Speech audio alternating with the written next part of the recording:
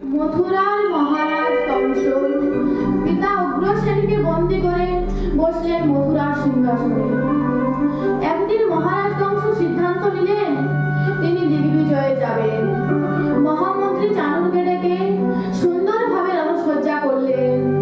এবার যেই না দিগ্বিজয়ে যাবেন অমনি স্বর্গরাজ্য থেকে ঢেকি টানে চেপে হরি গুণগান গাইতে গাইতে আসছেন মহারাজ কংসের রাজভবনে দেবশ্রী নারদ মুনি।